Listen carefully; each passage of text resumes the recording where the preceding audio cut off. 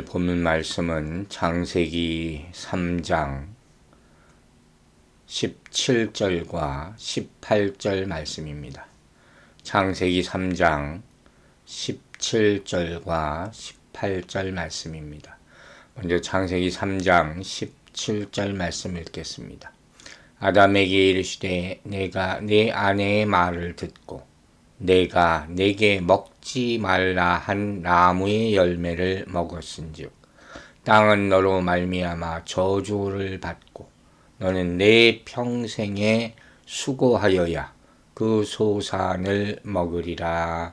아멘.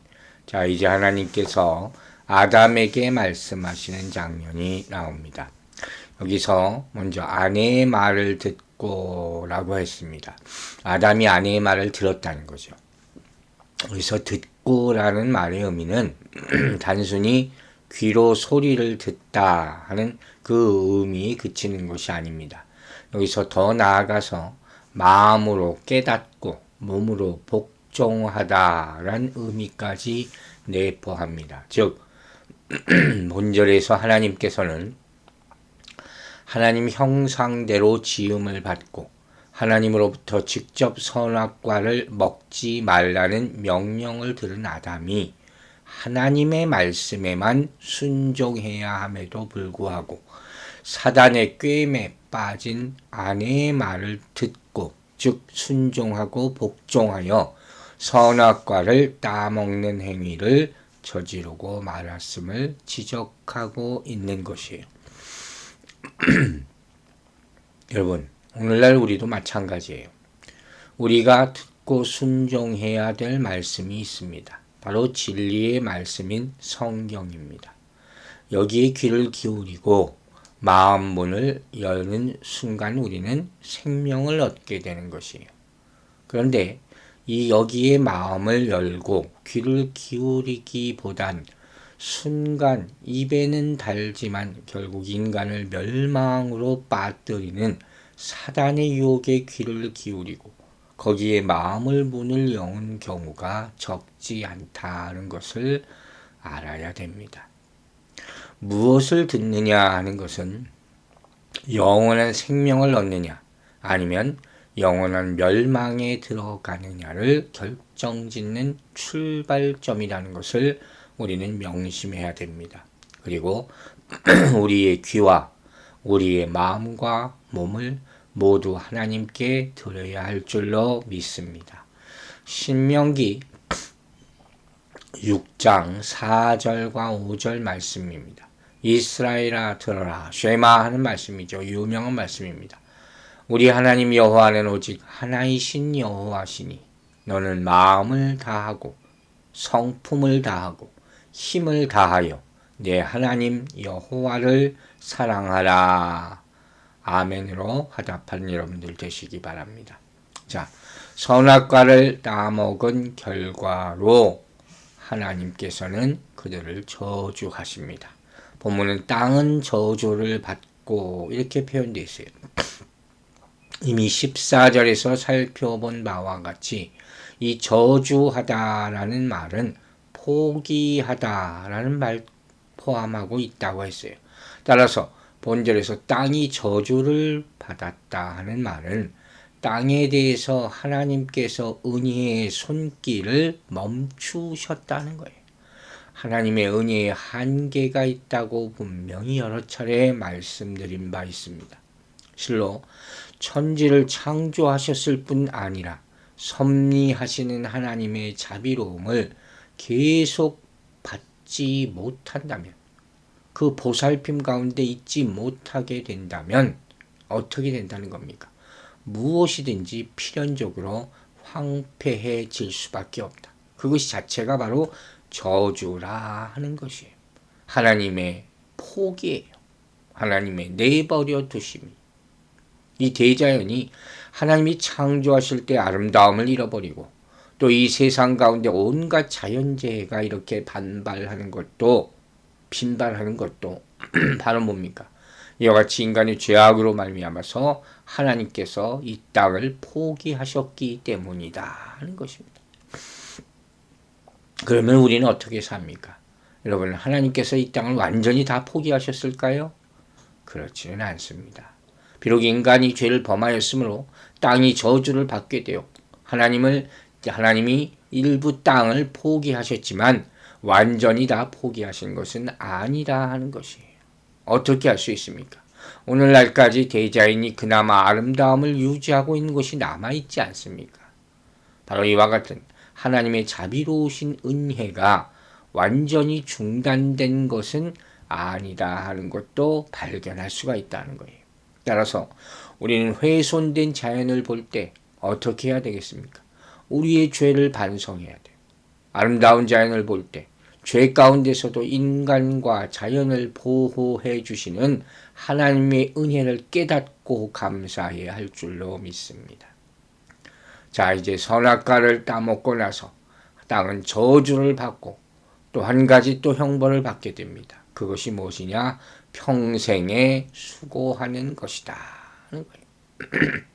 여기서 나오는 이 평생토록이라는 표현은 뱀에 대한 저주가 기록된 14절에 나오듯이 살아있는 모든 날 동안이 이 땅에서 사는 동안 한순간도 빠짐없이라는 의미를 품고 있어요. 이처럼 단 한순간의 실수가 아담 한 사람의 전생에는 물론 역사 가운데 등장하는 인류 역사 가운데 나타나는 아담의 후손인 모든 사람들로 하여금 매 순간 수고해야 하는 고통을 맛보는 운명에 빠뜨리게 된 것입니다. 그리고 그리스도를 믿음으로 말미암아 이 죄악의 고리를 끊어버리지 않는다면 이 고통은 영원토록 계속될 것이라는 사실을 우리는 잊지 말아야 합니다. 이 비참한 운명에서 탈출하는 길은 무엇입니까? 오직 예수 그리스도를 구주로 영접하는 단 한 길밖에 없는 것입니다. 또 본문은 수고하여야 그 소산을 먹으리라 했어요. 직역하면 고통 가운데서 너는 그것을 먹을 것이다 하는 말이에요. 여기서 수고하여야 라는 표현이 범죄한 여자에게 형벌을 선고했던 16절에서도 나타납니다. 16절의 설명에서 알 수 있듯이 여자가 해산의 고통과 수고 가운데 있을 뿐 아니라 범죄한 남자 역시 일생을 노동의 수고와 고통 가운데서 살게 된다 하고 말해주고 있는 것이에요. 노동의 수고. 자, 어떤 분이 이렇게 물어볼 수 있습니다. 이게 무슨 고통입니까? 노동의 수고라는 것이 당연한 것 아닙니까? 맞습니다. 이러한 수고와 고통은 어찌 보면 인간에게는 반드시 해로운 것만은 아닐 수도 있습니다. 왜냐하면 수고와 고통이라는 것을 통하여서 죄가 얼마나 무서운 결과를 가져오는지를 깨닫게 해줄 수가 있기 때문에, 그래서 죄를 멀리하게 하는 긍정적인 기능도 분명히 있기 때문입니다. 즉, 고통과 수고라는 것은 인간의 영혼을 죄로부터 멀어지게 하여 거룩하며 성숙해 할 수도 있는 그런 통로가 될 수도 있다는 것입니다. 그러므로 인간이 수고하여야 그 소산을 먹는다는 것은 노동이 전적으로 하나님의 저주라는 의미는 아닐 수가 있습니다.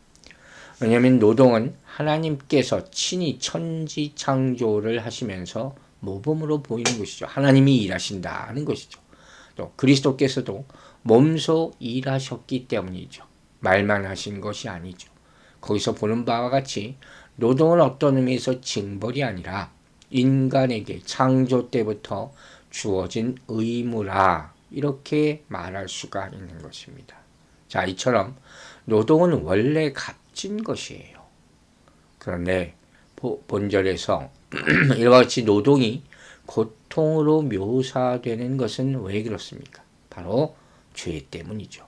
인간의 타락 이후 노동은 본래의 가치 창조의 의미가 완전히 사라진 것은 아니지만 생존을 위해서 필수적으로 해야 하는 징벌의 의미를 가지게 된 것이에요. 이게 중요한 것이죠.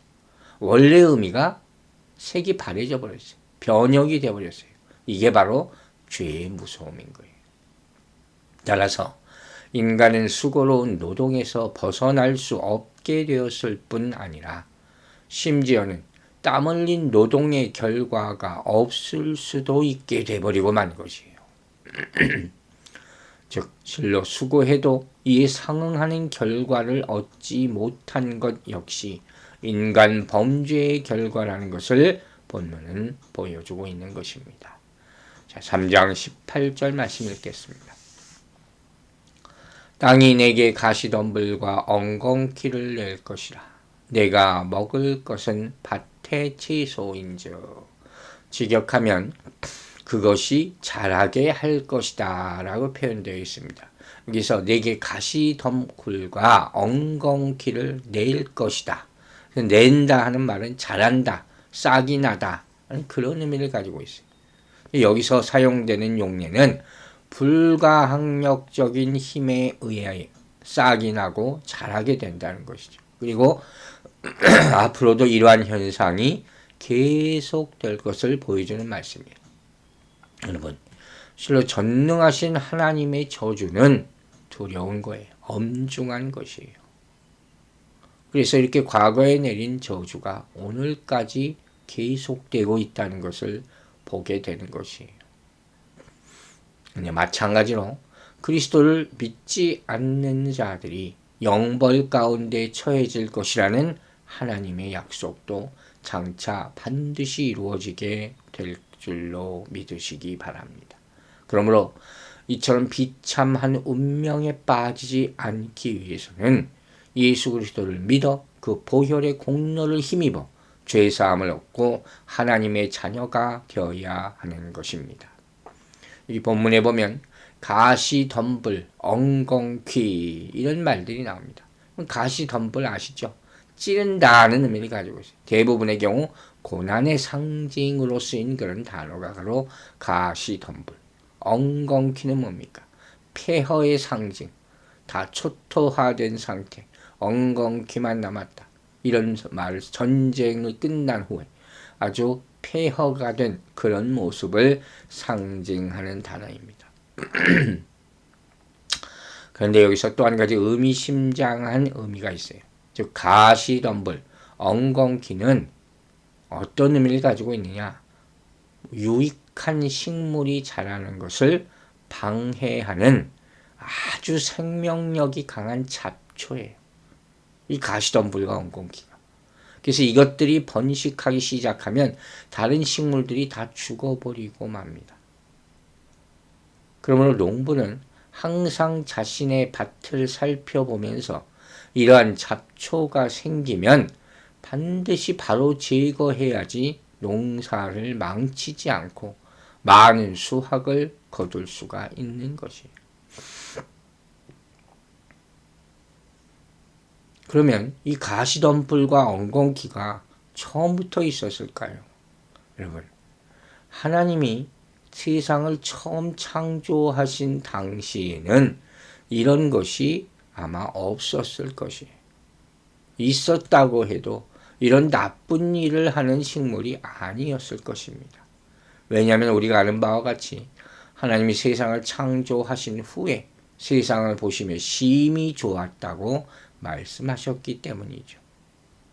아마도 이 가시덤불과 엉겅퀴도 인간이 타락하여 죄가 세상에 들어오기 전까지는 아름다운 꽃을 피우는 식물이었을지도 모릅니다.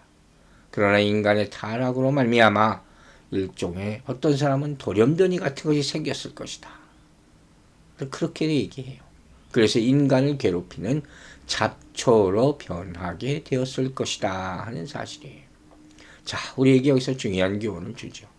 이와 같이 인간의 타락은 원래 창조될 때는 아름다웠던 자연계조차 망가뜨린 거예요. 퇴화시키는 거예요. 그래서 인간과 적대하는 결과를 낳게 되는 것입니다. 그러면 이런 질문을 하나 할 수 있습니다. 자, 죄는 인간이 지었는데 왜 땅이 저주를 받느냐 하는 것이 그렇지 않습니까? 답은 간단합니다. 바로 인간이 흙으로부터 나왔기 때문이 하나의 이유예요. 또한 인간이 만물의 대표자와 주관자로 모든 피조물을 다스리라 이렇게 지음받았잖아요. 그렇기 때문에 인간의 죄가 만물에 영향을 미치게 된다는 거예요. 그래서 만물도 인간과 함께 저주 아래 있게 된 것입니다. 그러므로 오늘날 인간이 온갖 자연재해에 시달리는 것은 스스로 죄값을 받는 거예요. 원천적으로 모두 인간 타락의 결과이기 때문입니다. 즉 자연재해 발생하는 모든 모습을 보면 죄악이 관영하여 믿는 자를 찾아보기조차 힘든 종말의 때 그리스도 재림 직전에 최절정의 이와 같은 현상이 달할 것을 우리에게 알려주는 것이에요. 하지만 그리스도께서 다시 오셔서 악의 모든 세력을 완전히 물리치심으로 죄악을 모두 소멸시키는 그날 새하늘과 새 땅에는 더 이상 이러한 자연재해는 없게 될 것입니다. 따라서 우리 성도들은 주변에서 일어나는 자연재해 이런 것들을 바라보면서 인간의 죄악됨을 우리 죄악됨을 다시 한번 깨닫고 회개해야 할 것이며 더 나아가 장차 이 모든 것이 소멸될 그 날을 바라보면서 현재의 고난을 이기는 성숙한 신앙을 가져야 될 줄로 믿습니다. 기도하겠습니다.